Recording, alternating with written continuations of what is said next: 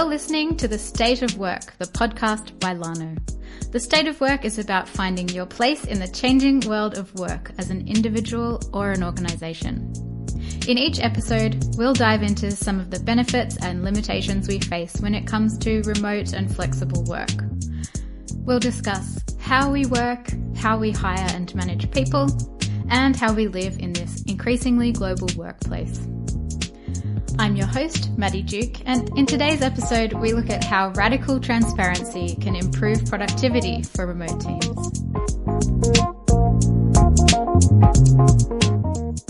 In a remote work environment, how do you measure productivity? How do you know how you and your team are spending time at work? Time tracking and employee monitoring tools can give a realistic picture of how people spend their time on the clock. They allow team leaders to spot dips in motivation and engagement that otherwise might be missed in a remote setting. These tools can also be used to provide data-rich insights that can lead to radical changes in how a business runs, such as rethinking the 40-hour work week. My guest in today's episode is Liam Martin, serial entrepreneur and creator of Time Doctor, one of the world's leading time tracking tools for remote teams. Liam is a passionate remote work advocate and also the organizer of Running Remote, the world's largest remote work conference. The State of Work is brought to you by Lano, another important tool for building and scaling remote teams. Lano makes it easy to hire the best talent on the planet, wherever they may be.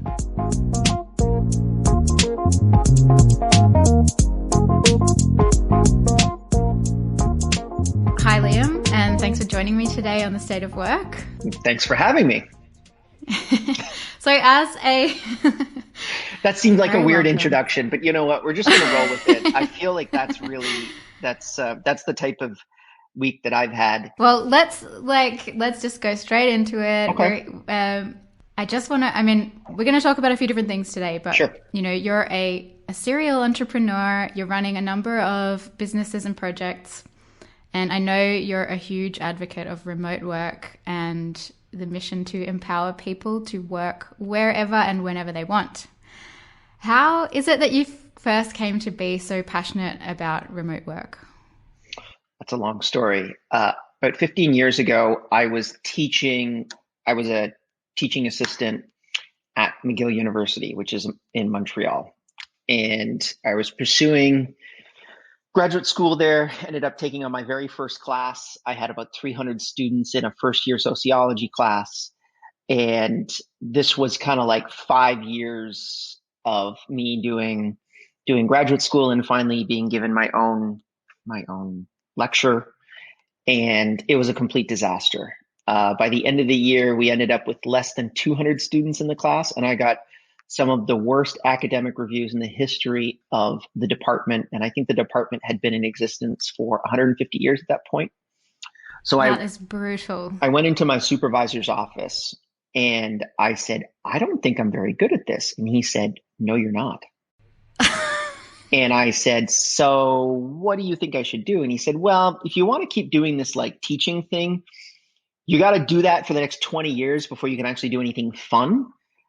So either figure out how to get better at that or do something else. So 6 weeks later, I threw a master's thesis under his door and I was out into the real world. And that actually turned into my very first business, which was an online tutoring company. Right. Okay. And that was pretty good until I ended up running into another big problem, which was a lot of undue stress. And I remember going into my dentist's office because I had chipped a tooth, and they put you in the chair and they've got the big light on you, and opened up my mouth, and my dentist gasped like, and it's never a good idea when a health professional gasps when they're looking at you. It's always you always jump to really bad situations. A little bit alarming. Yeah. Yeah. So he said, Liam, which tooth are you talking about? You've chipped all of your teeth. And they thought that I had stage 4 pancreatic cancer, because that's the only time in which endpoint pancreatic cancer, your teeth basically like collapse in on themselves. They just completely fall apart. But it wasn't.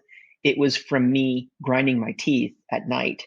Yep. And from the stress and anxiety of running this business that I was running effectively on my own, and realizing that I had to do something different. So I ended up becoming actually location independent, or what we now call digital, like a digital nomad for a while, retooled the business.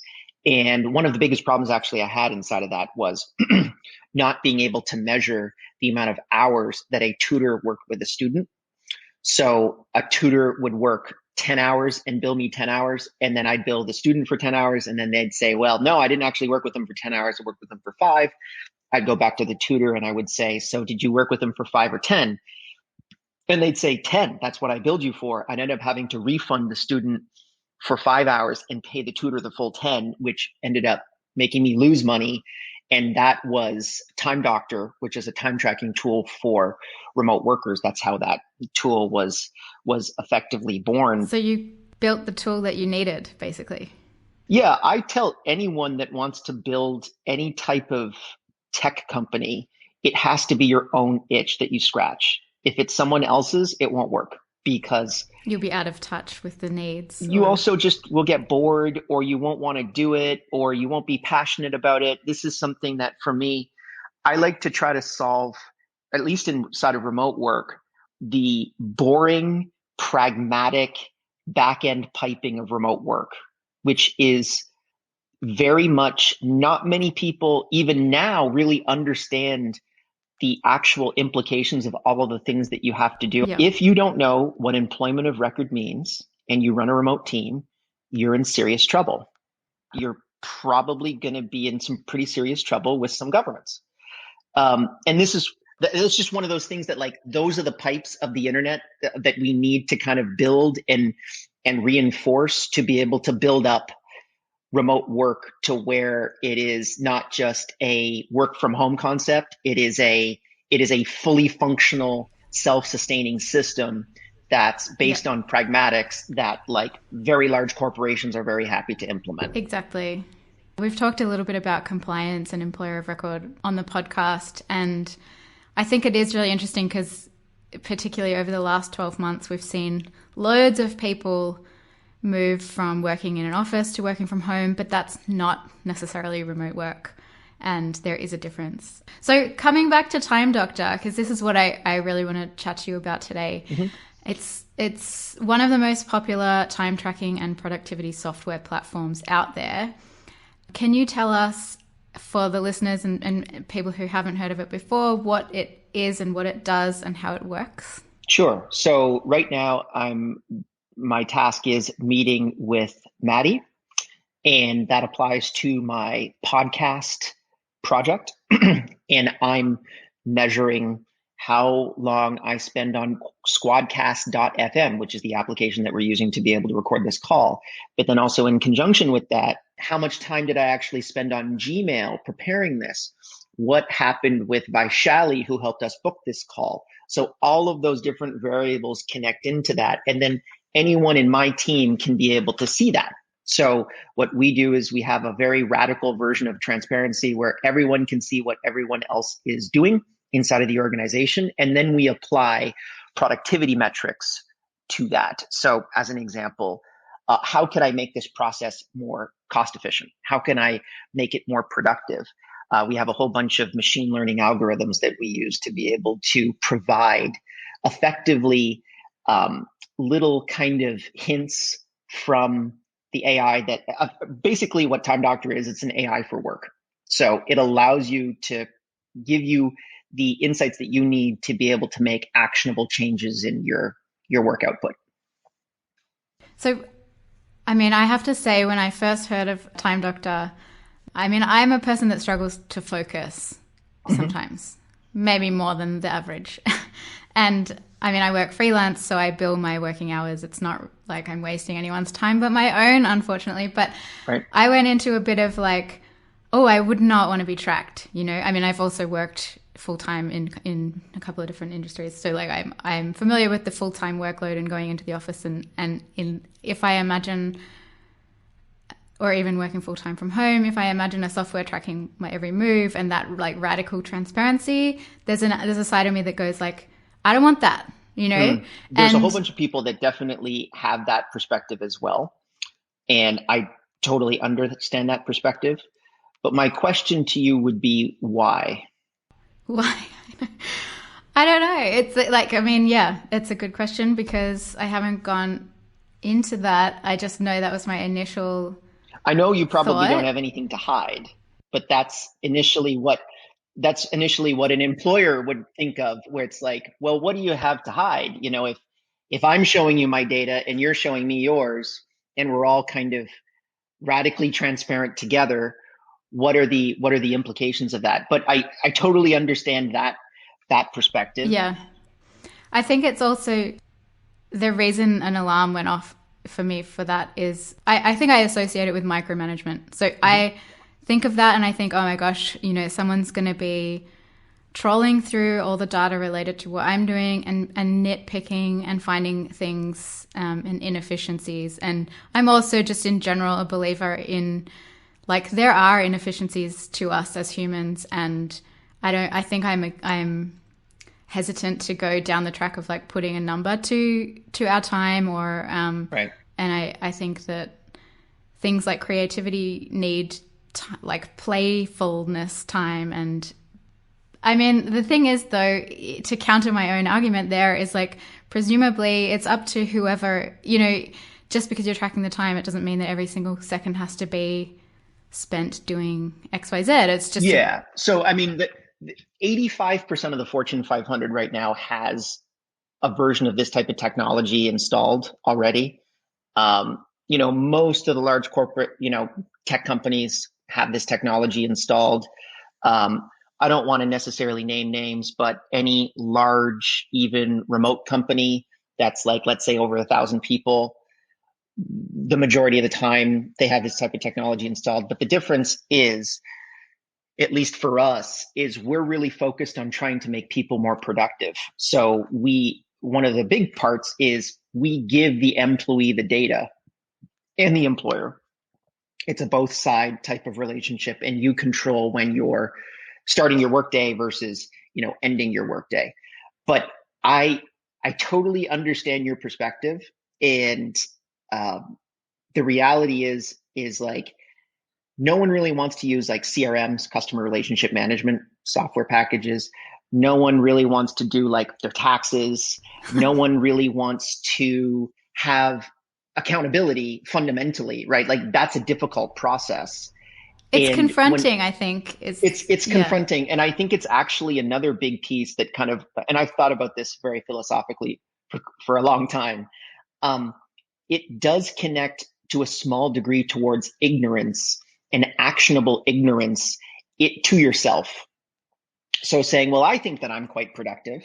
If I know what I'm doing, but if, being critiqued in that way is not necessarily a pleasant experience. However, it is, I have this saying, which is the secret to life is being comfortable having uncomfortable conversations.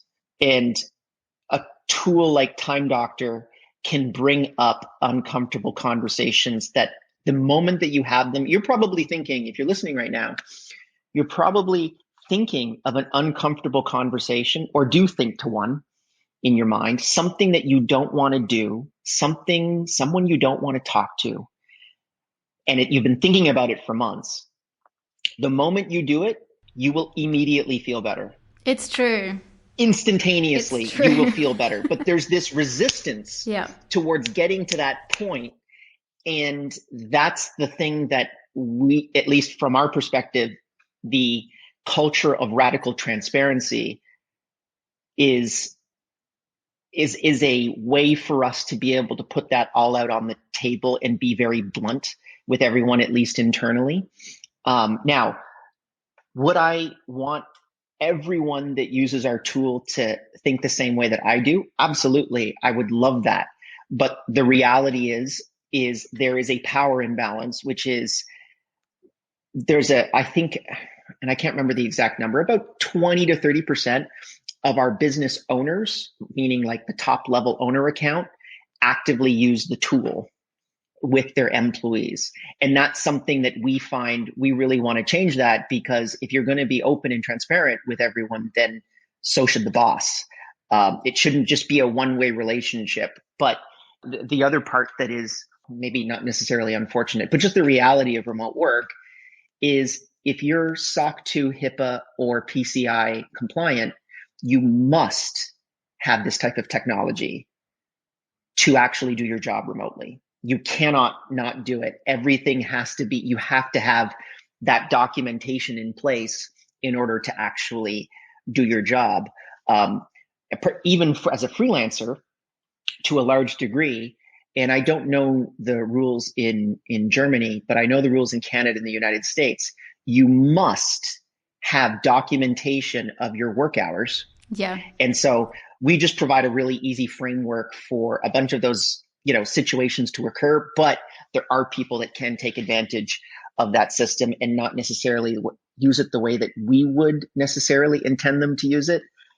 And that's unfortunate, but we also, for us, we're really looking at, as I said, the pragmatics of remote work. Where does remote work look when 4 billion people are doing it on planet Earth?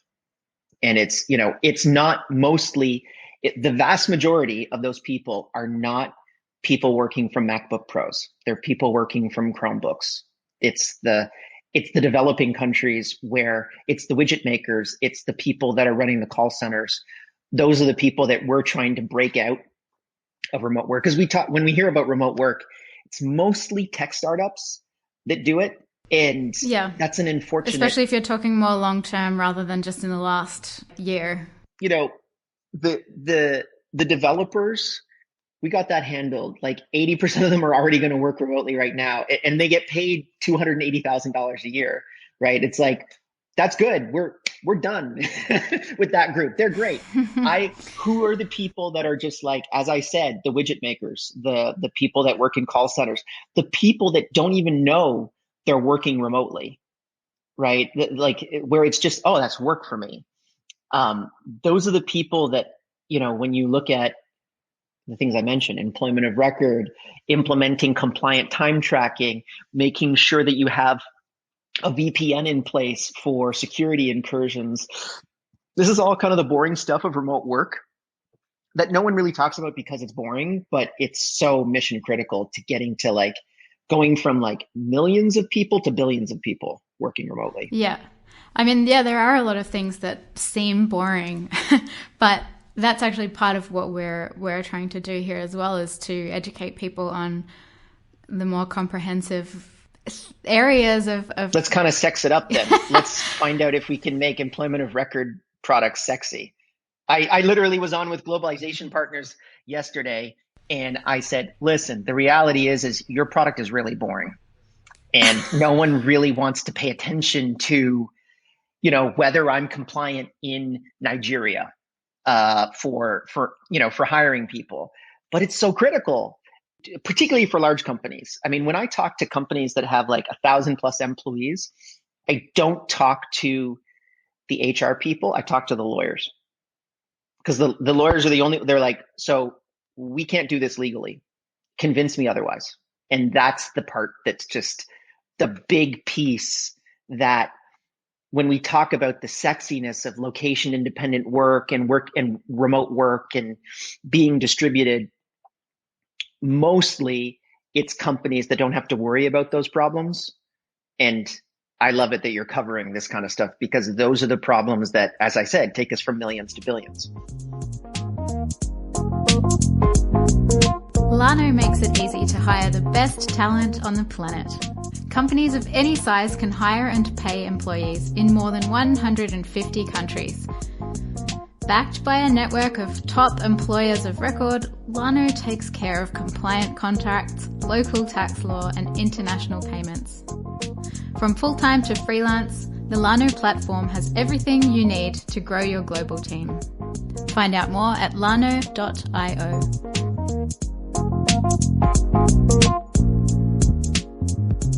So something I wanted to ask as well is trust sort of where trust comes into productivity. So obviously, yeah, it's important for businesses to have tools in place to measure things that make sense to measure. And one of that things is time and how people are spending their time.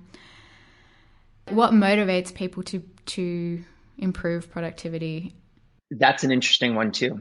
I think that is something that if you're a widget maker, why should I be more productive when I'm just soldiering on? And my job is to make 27 widgets per hour. And why would I want to make 28? How does that, is there a profit motive for me? And you've hit the nail on the head. This is actually another big problem that I think we need to solve this with regards to just work in general. When I look at productivity, so here's some interesting insights. What do you think the average work week looks like? What's the average time spent during a work week? Okay, I'm going to base this on a tweet I read recently where someone admitted to essentially doubling their estimation of, like, telling their bosses, yeah, this is going to take me 4 days, but it's actually going to take 2. Yeah. And they spend half the time playing video games. Okay. So I'm going to go with 20 hours. I'm just going to cut it in half. Okay. It's 27 hours and 32 minutes. Okay. In what's supposed to be a 40-hour week? Yeah. So that's how much time someone who works from their computer does work from their computer that they define as work on our system. Right. Yeah. I mean, that's the thing. Well, so here's the other thing. When you look at high performers versus low performers, and we have ways of measuring that, but one real easy way that you could measure that is, let's say you're a salesperson. It's a very simplistic measure because you're probably using HubSpot or Salesforce or something like that, some type of CRM. So we define productivity, which is another kind of completely separate podcast that we could talk about, as how much did you sell in 1 month? Or how much did you sell over the year? You sell more, you get more commissions. This is everyone's super aligned. The definition of productivity for salespeople is very simple. As you work more as a salesperson, as you spend more hours as a salesperson, your commissions go down. You make less money. There is a really weird counterintuitive thing, which is high performing salespeople work on average way less than low performing salespeople. Right. Okay. So when you come into it and you say to yourself, and I sit and I sit in a lot of these meetings with very corporate-y people, I'm like, number one, I think we should all just have a 27-hour work week. You're not going to get any output above that. To be completely honest with you, I have millions of users of data that I can show you to show you very clearly that basically past 27 hours, they're not actually doing anything productive. So why don't we all just do a 27-hour work week, which is what we do. And they're like, nah. and I'm like, yeah, but you hired me to really kind of like improve productivity in your organization. I'm telling you, implementing a 27-hour work week, you will have no drop in productivity and all of your employees will be happier. Yeah, but no. Salespeople, listen, let's study the best salespeople. Let's see what they do. Oh, it looks like they spend less time in their CRM and they spend the vast majority of the time on their phones. Okay, so that means that the more time that they don't spend in the CRM and the more time they spend on their phones, the better. Yeah. Okay. So how do you bring that to Salesforce or HubSpot? It's like, use our tool less and you're actually going to be more productive.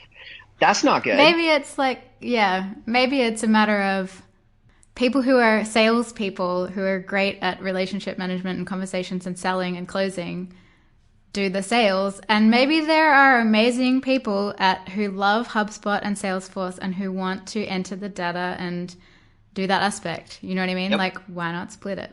Exactly. But how do you know any of that stuff unless you're measuring it? Yeah, well, okay, yeah. So that's basically is what I'm really focused on, is measuring and understanding basically the sociology of work. We really try to figure out what are some deep actionable insights into work and how does that impact people's outcomes, regardless of the political correctness of what we have to say. So does a 40-hour work week work? I mean, it does right now. That's what we're currently doing. But a 27-hour work week very clearly works better. Very clearly.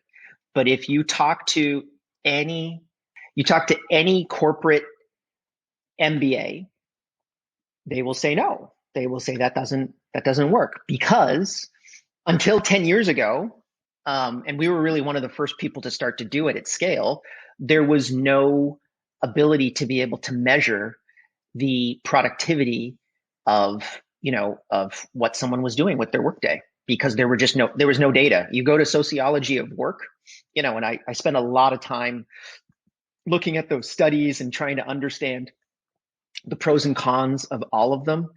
And they don't know what they're doing. It's like, because they just don't have the data set. That's actually one of the reasons why I left sociology, was I can do so much bigger experiments with, I can analyze tomorrow, well, actually probably this afternoon, how do people use Slack? How do people use Slack in comparison to Microsoft Teams? Is one better? Is one worse, right? For overall productivity and output, it's a very simple correlation for me of being, well, maybe not me, but our AI guys could go in and say, we run Slack and Microsoft Teams as it applies to salespeople, and the outcome is Salesforce commissions.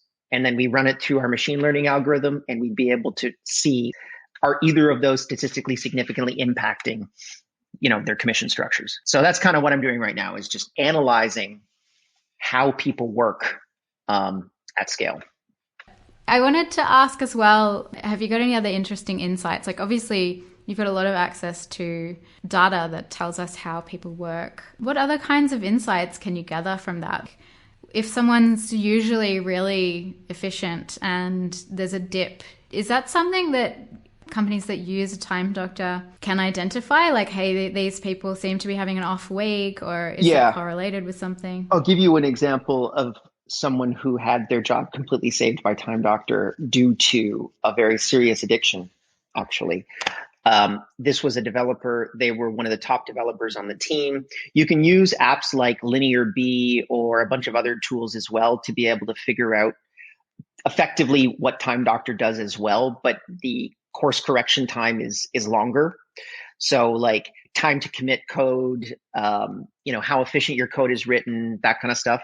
They look at all of those types of variables. But this developer ended up really dropping off on their productivity, and it was happening over a 3-month period.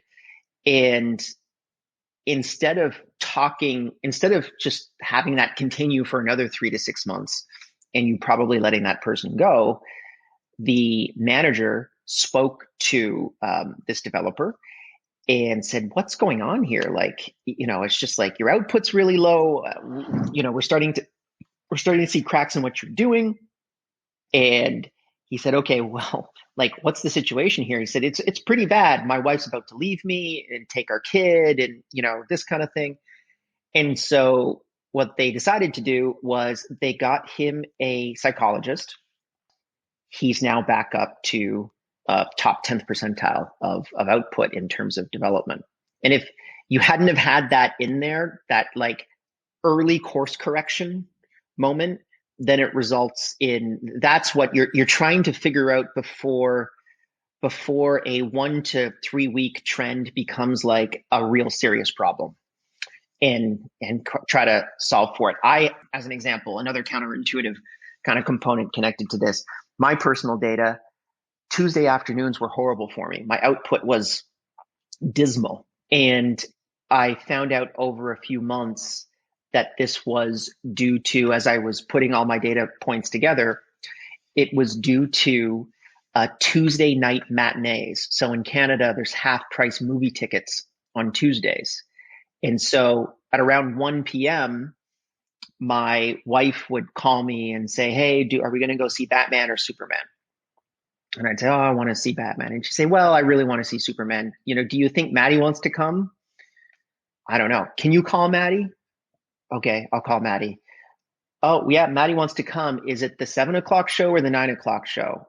I don't know. Can we, and it was just this constant barrage of interruptions that was pulling me out of flow state focus.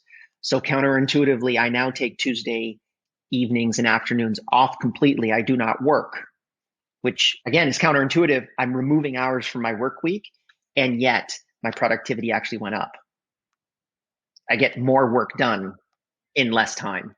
Again, these are the kind of things that you can't figure them out until you've measured them, unfortunately. And I think this might be the kind of thing that in an in-person office space, maybe people can guess or take a stab at, but then they don't have the data to back it. Yeah, one of the biggest fears for remote is, and this is the question that especially large corporate gets, is the lawyers. Number one, what are we doing from a compliance perspective? So is someone stealing data from a whole bunch of computers that are now not on our systems and they're out in the wild, right? It's a bring your own device type of environment.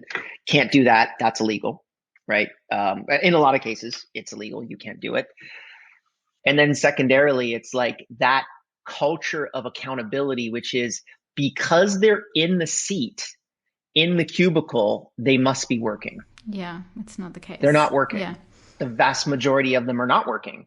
And let's just all be open about that ignorance and put it all down on the table and just say, hey guys, why don't we just all be open about it? We can talk about it and just kind of say, you weren't happy with my output before, you were happy with my output before. So nothing's really going to change here, but we're actually just going to see, like, could we have everyone go home at 2 Mm-hmm.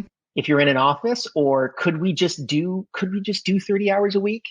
That would probably be better for everybody if we just did 30 hours a week. For me personally, I do between 32 and 36 hours per week, dependent upon the week that I'm working at. And that's a full-time job. One of the biggest pushbacks that we have from employers is actually giving people the averages of how the average work week looks, like the real one. And then everyone's, oh, well, I'm killing it. I'm doing 40 hours a week. And first, no, you're not, because you actually might not be actually doing anything for 15 of those hours. But the employer says, well, I don't want them to know that it's a 27-hour work week. Like, I don't think I agree with this.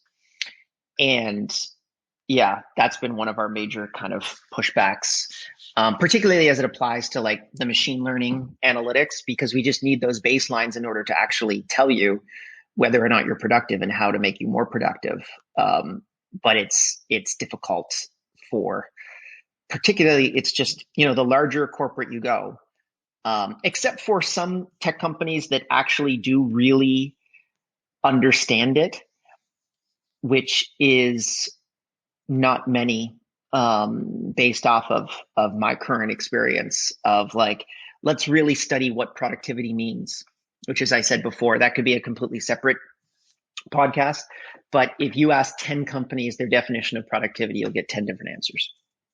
So you need to really kind of define what that means to you and then how to measure against that.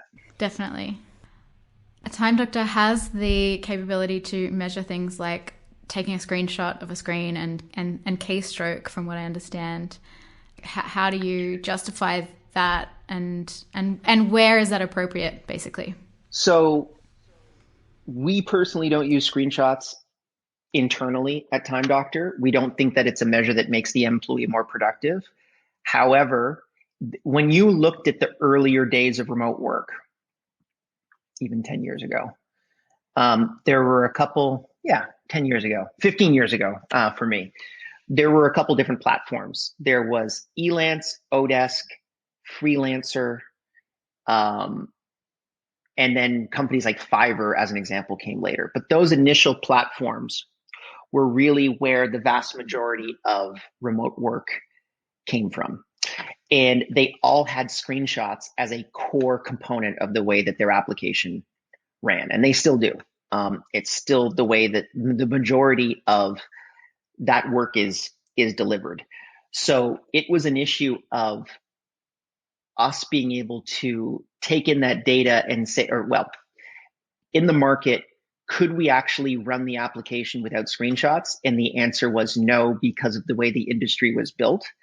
But do we actually want people to get the analytics that they really need, which is what we wanted to do?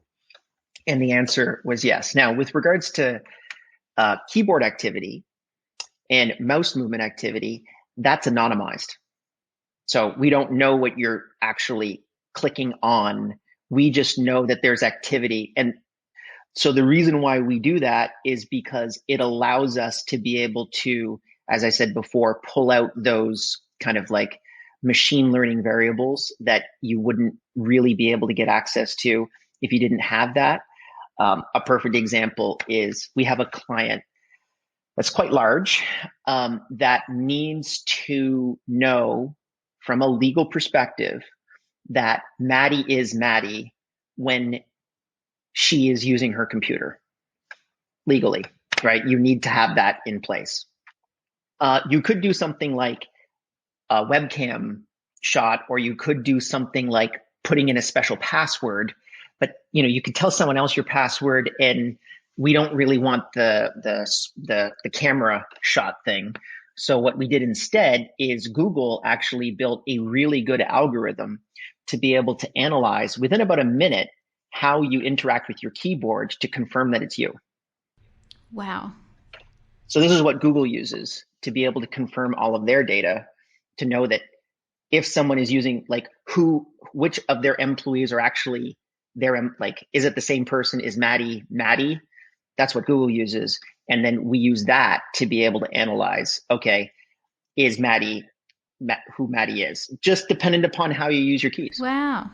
There's a fingerprint. Wow. But not an actual fingerprint. I mean, no, not an actual fingerprint. Exactly.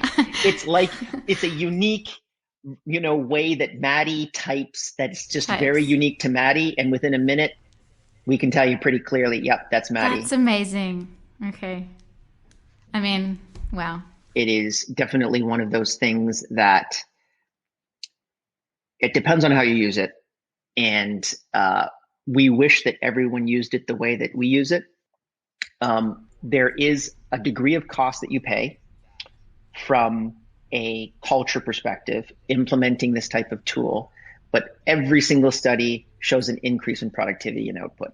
My initial resistance, it has eased. I get it. Hey, we'll have you on. I get it now. We'll have you signed up to Time Doctor, and in a couple months, you'll be able to do an analysis. I did download it. I actually did. Yeah. All right. Well, before we wrap up, tell me about running remote and what's happening in 2021 for running remote. Lots of things.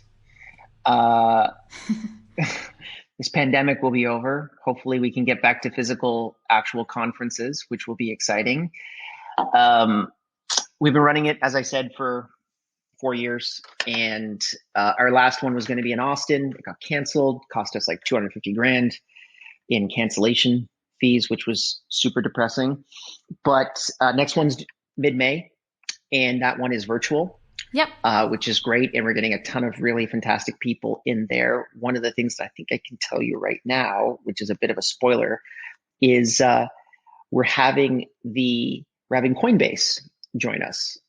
And Coinbase is, for the first time in the history of the SEC, a company can now have their headquarters of nowhere for the first time ever, which is incredibly exciting. And it's a $113 billion IPO, which will be the largest IPO of 2021. So that's a really interesting tide change, which is the biggest IPO of the year is going to be remote. And so we're going to get into that and the details connected to how they switched to remote, their methodology, what the implications were, obviously the stressors that they had with going public as it applied to going remote, because a lot of people wouldn't trust, big companies going remotely and being efficient. And then we're going to be talking obviously about a whole bunch of other stuff connected to that too. And then hopefully in November, we could go back to having physical events, but that remains to be seen. Where can people go to if they want to either get a ticket to Running Remote this year or get in touch with you or inquire about Time Doctor? So runningremote.com, best place, and just sign up there. You'll be notified next time we have an event. And if you want to get in touch with me, go to YouTube, youtube.com/runningremote. And all of our talks are up there for free. Great. And I put up a couple videos there as well. So just put in a comment and I will respond. Awesome. Thanks so much, Liam. It's been a really interesting and thought-provoking discussion. And I look forward to... You look forward to seeing me in the future at a physical version of Running Exactly. Remote. Thanks for having me. Exactly.